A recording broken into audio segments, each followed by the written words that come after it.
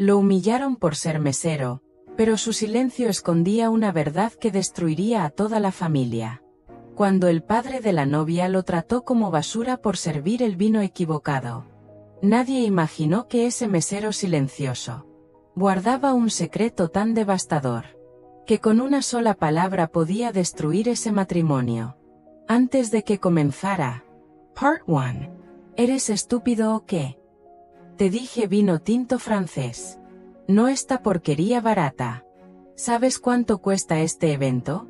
Más de lo que ganarás en 10 años. Esa fue la bienvenida que recibió Julián. En plena boda. Delante de todos. Y con una copa rota en el suelo que él no tiró, pero por la que le echaron la culpa. El padre de la novia, don Esteban Murillo. Un empresario millonario y prepotente. Lo señaló con el dedo como si estuviera regañando a un perro. Julián apenas bajó la mirada. No respondió.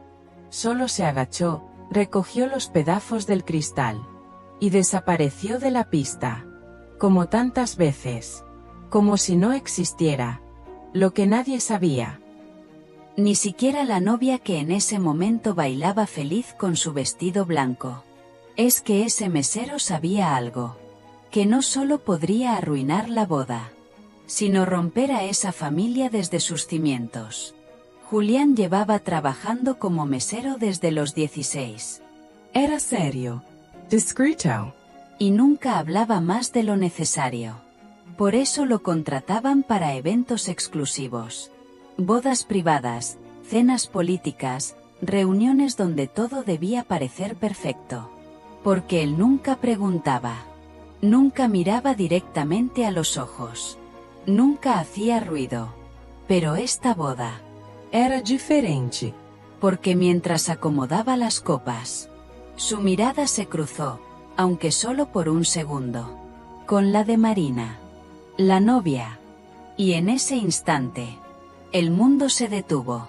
No por amor, no por belleza, sino por algo más, una herida mal cerrada. Un recuerdo que ella también pareció reconocer. ¿Te conozco de algo?, le preguntó en voz baja, cuando nadie miraba. No, respondió él con frialdad. ¿Seguro? Él asintió. Y se fue. Porque decir la verdad era abrir la caja que había prometido no tocar. Horas antes, cuando llegó al salón a montar las mesas. En su mochila guardaba un solo objeto personal.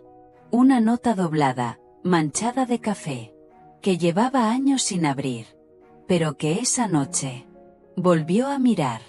La nota decía: Julian, si algún día decides contarlo, hazlo con dignidad, y no por venganza, porque lo que vivimos fue real, aunque ellos digan que no. M era Marina. Hace 9 años, cuando Julián trabajaba en la casa de su padre como mozo, y ella era apenas una adolescente que lo trataba con una dulzura que rayaba en peligro. Él tenía 18, ella 15. No pasó nada, solo palabras, cartas, miradas en la biblioteca donde él limpiaba polvo, y ella estudiaba matemáticas sin ganas. Pero don Esteban los descubrió una vez, a 2 metros de distancia. Ella leía. Él le alcanzaba un libro. Nada más. Y aún así, fue suficiente para destruirle la vida. Al día siguiente, lo despidieron sin explicación. Le prohibieron volver a la colonia. Su madre recibió amenazas. Y él se tragó la humillación sin una sola queja. La nota que Marina le dio esa tarde. La dobló y la guardó como quien guarda un último recuerdo. De algo que nunca tuvo oportunidad de ser. Durante años creyó que había sido un capricho. Que ella lo había olvidado. Que, como todos, solo lo había usado para sentirse distinta. Pero al verla ahora, vestida de blanco, con los ojos húmedos y la sonrisa congelada, supo que ella también recordaba. El problema no era eso. El problema era quién era el novio. Emilio Murillo. Su primo. El único hijo del hermano de don Esteban. El heredero de la rama educada de la familia. El que estudiaba en Europa. El que parecía perfecto. El que, años atrás, también le había escrito a Marina. Cartas. Mensajes. Y uno en particular que Julián recordaba perfectamente. Porque lo encontró en una basura mientras barría. Te mereces alguien como yo. No como ese sirviente al que miras como si pudiera darte un futuro. Julián nunca dijo nada. Ni siquiera cuando supo que don Esteban encontró esas cartas. Y, en lugar de castigar a Emilio, le echó la culpa a él. Esa noche, en la cocina del salón de eventos, Julián abrió la mochila. Sacó la nota doblada. La alisó sobre la mesa. Y escribió al reverso con bolígrafo azul. ¿Todavía te acuerdas, Marina? ¿O te vas a casar fingiendo que todo fue un malentendido? La volvió a doblar. La metió en un sobre sin nombre. Y la colocó en la bandeja del postre, que iría directamente a la mesa principal, donde ella estaba sentada. La orquesta comenzó a tocar vals. Las luces bajaron. Todos miraban a los novios. Y Marina abrió el sobre. Leo. Y se quedó inmóvil. Pálida. Respirando con dificultad. ¿Qué pasa?, le preguntó su madre al oído. Nada, dijo ella. Pero sus ojos se clavaron directamente en los de Julián. Y por primera vez en años, no bajó la mirada. Porque sabía que el pasado no se había ido. Solo había sido empujado al fondo de un cajón. Y ahora estaba de regreso. Part 2. Marina no bailó el siguiente vals. Ni el siguiente. Solo sostenía el sobre blanco entre sus dedos como si quemara. Como si cada palabra escrita al reverso de esa nota vieja le hubiera arrancado la piel desde adentro. El salón entero seguía celebrando. Aplaudiendo. Gritando por amor. Pero ella no podía moverse. ¿Estás bien?, le preguntó Emilio, tomándole la mano. Sí, mintió. ¿Quieres agua? No. Quiero un momento sola. Por favor. Se levantó. Caminó hasta los jardines. Y al llegar, sacó la nota otra vez. La Gyro. Volvió a leer lo que él había escrito. ¿Todavía te acuerdas, Marina? ¿O te vas a casar fingiendo que todo fue un malentendido? Y entonces supo. No estaba loca. No era su imaginación. No fue un sueño. Julián existía. La historia existió. Y él nunca la olvidó. ¿Qué demonios está haciendo aquí? La voz de su padre la sacó del trance. Esteban Murillo había salido tras ella, con su copa llena. Y la rabia de quien no tolera imprevistos. ¿Qué haces con esa cara? Nada. ¿Te hizo algo ese idiota? Papá, ¿por qué lo contrataste? ¿A quién? ¿Al mesero ese? A Julián. Esteban Paladesio. ¿Lo conoces? Claro que lo conozco. ¿De dónde? Ella lo miró con algo más que enojo. Dolor. ¿Qué hiciste, papá? No sé de qué hablas. Él no debía estar aquí. Fue la agencia. No lo escogí yo. ¿Por qué lo echaste de nuestra casa cuando éramos adolescentes? Porque era un peligro. ¿Un peligro? No entiendes, Marina. Explícame entonces. Esteban respiró hondo. Bajó la voz. Ese muchacho no era para ti. Y tú eras muy joven. Y él ya estaba obsesionado. Ella lo interrumpió. No era obsesión. Era lo más limpio que me había pasado en esa casa. Silencio. Esa noche, la celebración siguió sin la novia. Los invitados bebían. Bailaban. Rían. Ignoraban que el corazón de la ceremonia se estaba resquebrajando por dentro. Mientras tanto, Julián estaba en la cocina. El encargado se le acercó. Oye, uno de los invitados te está buscando.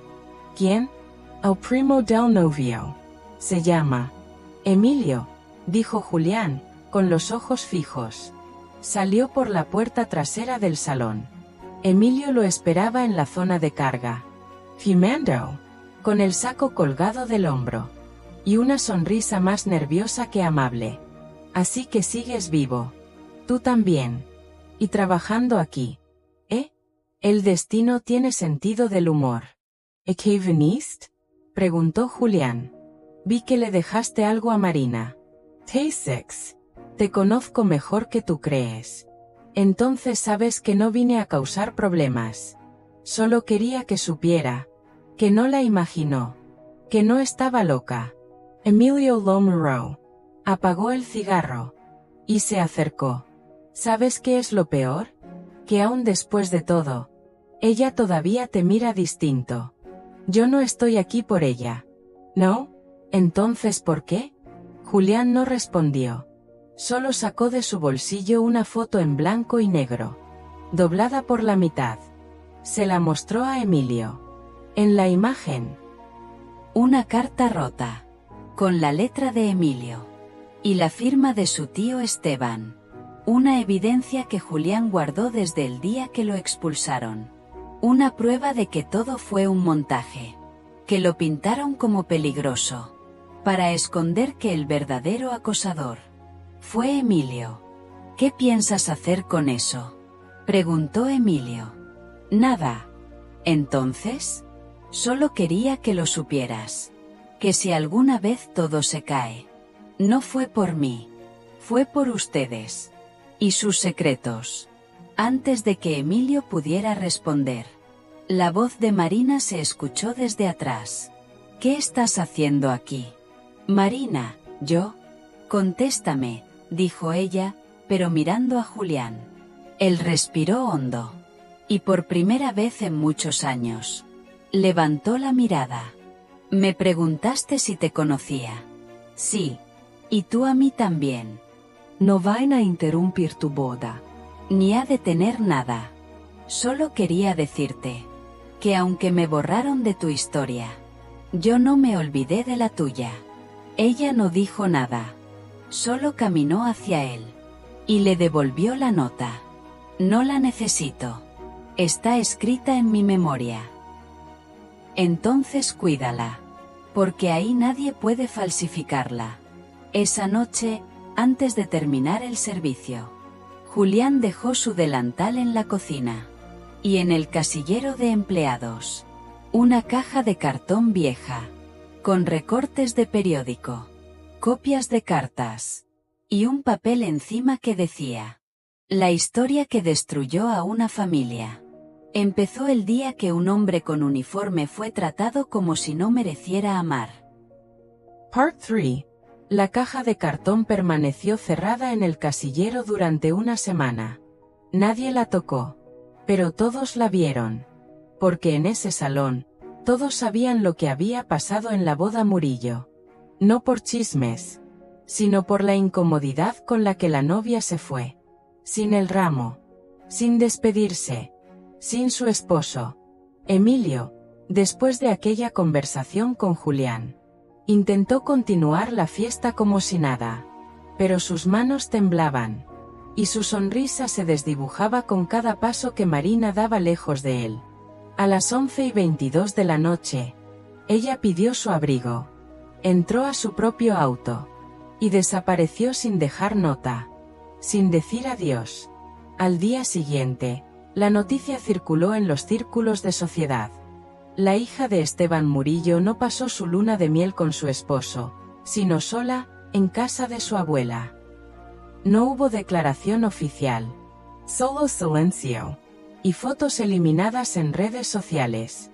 Don Esteban, furioso, exigió hablar con Emilio. ¿Qué hiciste? Nada. Entonces, ¿por qué se fue? Tal vez porque ya no se cree tus mentiras, tío. Cuidado con cómo me hablas. ¿Y tú? ¿Cuidaste cómo hablaste cuando destruiste la vida de Julián? Cuando hiciste que todos pensaran que él fue el problema. Mientras me protegías a mí. Esteban se congeló. Emilio lo sabía. Siempre lo supo. ¿Tú lo sabías? Dijo Esteban, bajando la voz. Claro. Y me callé. Porque me convenía. Porque tú hiciste el trabajo sucio por mí. Pero ahora todo se desmorona. Y ya no pienso cargar con esto. ¿Qué vas a hacer? Nada. Porque no me corresponde. A ti sí. Mientras tanto, Marina pasaba las tardes leyendo las cartas que nunca debió quemar. Las que le escribió a Julián. Las que le escondió su madre. Las que su padre confiscó y destruyó en nombre de tu bien. Y una noche, encontró algo más. En el fondo de su antiguo diario. Una grabación olvidada. Un audio que ella grabó sin querer. La noche en que su padre discutía con Emilio sobre Julián. ¿Y si ella se enamora de él? No va a pasar. Mañana se va. Y no quiero que vuelvas a hablarle. La voz de su padre. Clara, a torteria. Despreciando a un joven. Que lo único que había hecho. Era mirar a su hija como si valiera más que su apellido. Marina lloró. No de nostalgia. De furia. De vergüenza. De haber sido cómplice en silencio. De no haber buscado a Julián antes. De haber dejado que el miedo dictara su vida. Y entonces decidió devolverle algo. Su lugar en la historia. Una semana después, Julián recibió un sobre sin remitente. Dentro, una carta escrita a mano. No me arrepiento de lo que sentí por ti. Lo que me duele es no haber luchado por tu nombre. Aquí tienes las pruebas. No para destruirlos, sino para liberarte. Ya no eres un fantasma, Julián. Eres la verdad que escondieron. En el sobre venía una foto antigua, donde se veía a Marina, de 15, sentada junto a Julián en la biblioteca. Los dos riendo. La imagen era inocente, pero poderosa, porque detrás estaba escrita una frase. No se puede borrar lo que fue real, aunque lo silencien. Esa noche, Julián fue hasta la casa donde su madre todavía vivía. Le mostró la foto. Le contó la verdad. Y por primera vez en años, ella lo abrazó con orgullo, no con pena. Siempre supe que no hiciste nada malo. Pero, ¿por qué callaste tanto tiempo? Porque nadie me escuchaba. ¿Y ahora? Ahora, ya no necesito que escuchen. Solo que no olviden. Días después, en una entrevista para un blog local sobre historias ocultas de clase social, Julián accedió a hablar. Sin nombres. Sin señalamientos. Solo con hechos. Y con una sola condición. Que cuenten esta historia como lo que es. Una verdad ignorada por culpa del apellido de quien la dijo. El artículo se tituló El amor que fue borrado por tener uniforme. Y se volvió viral. Miles de personas compartieron sus propias historias. De jefes que destruyeron sueños. De familias que ocultaron vergüenzas. De trabajadores que fueron tratados como descartables. Y entre los comentarios, uno apareció con nombre completo. Marina Murillo. Solo escribió: gracias por seguir siendo valiente, incluso cuando todos se escondieron. Esa noche, Julián guardó la carta, la nota doblada, la foto en blanco y negro, y una copia impresa del artículo. Los puso en una nueva caja, más firme, más limpia, y escribió encima: para que el amor ya no tenga que esconderse nunca más. Parte 4. Don Esteban Murillo no estaba acostumbrado al silencio. Su mundo se movía a gritos, órdenes y aplausos comprados. Pero en las últimas semanas, lo rodeaba algo nuevo. Miradas que ya no se agachaban. Manos que ya no temblaban. Y voces que ya no lo obedecían sin dudar. Había perdido el control. No porque alguien lo desafiara directamente, sino porque alguien sin poder, sin apellido, sin dinero, lo había expuesto con una historia que no llevaba nombres, pero que todos entendieron. Una mañana, en su oficina, encontró una caja en su escritorio. No tenía remitente. Solo una servilleta doblada con una dirección escrita a mano. La casa donde comenzó el silencio. Dentro de la caja, una copia impresa del artículo de Julián. Una carta sin firmar. Y la misma foto en blanco y negro. De su hija sonriendo junto a ese muchacho al que él decidió borrar. La carta decía: tu apellido no te dio derecho a romper una historia. Solo te dio los medios para hacerlo sin consecuencias. Hasta hoy. Esteban se hundió en su silla.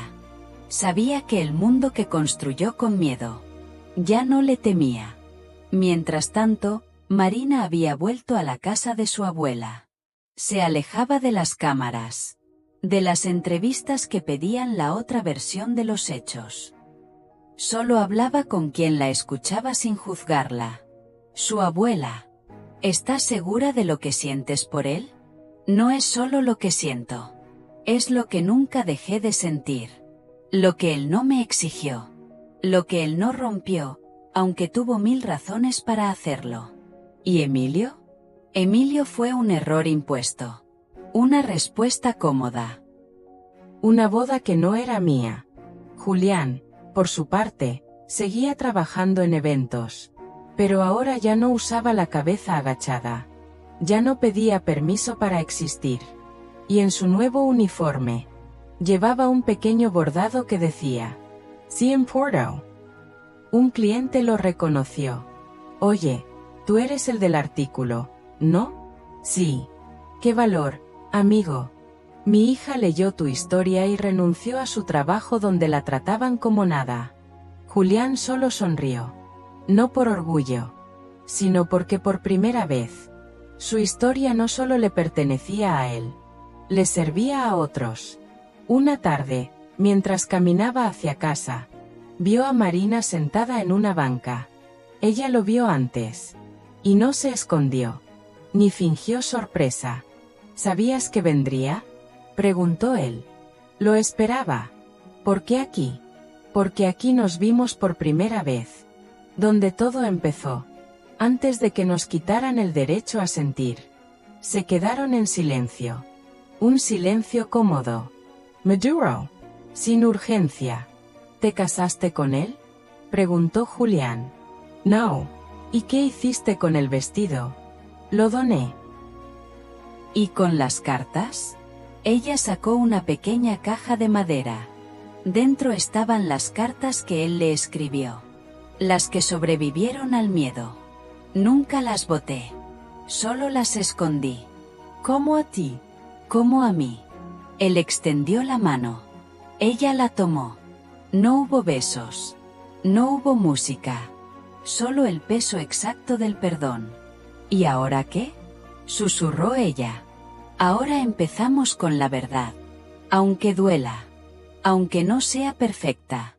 Pero nuestra. Días después, en una conferencia pequeña sobre igualdad laboral, Marina fue invitada como oyente. Pero antes de cerrar el evento, el moderador la llamó inesperadamente al escenario. Ella es Marina Murillo. La mujer que no solo dejó un apellido, sino que recuperó su voz. El público aplaudió. Ella no dijo mucho. Solo leyó un fragmento de la nota doblada que había guardado todos estos años. Si decides contarlo, hazlo con dignidad. Y no por venganza. Porque lo que vivimos fue real. Aunque ellos digan que no. Y al terminar, su voz no temblaba. Ni por miedo. Ni por vergüenza. Sino por la certeza. De que ya no se trataba de volver atrás. Sino de seguir adelante. Con el amor que se negaron a aceptar. Parte 5. El artículo fue traducido a 6 idiomas. Las visitas superaban el 1.000.000. Pero Julián no lo sabía. Ni le importaba. Ese capítulo, por fin, estaba cerrado. Ya no necesitaba que lo defendieran. Tampoco quería destruir a nadie. Solo había querido recuperar su historia. Y el derecho a existir sin tener que justificarse. Una tarde, mientras organizaba vasos en un pequeño café de barrio, recibió una carta por mensajería. Sin remitente. Solo su nombre escrito a mano. Julian. Dentro, una carta sin firmar. Escrita con la misma caligrafía pulcra que él jamás olvidó. Nunca fui capaz de pedir perdón.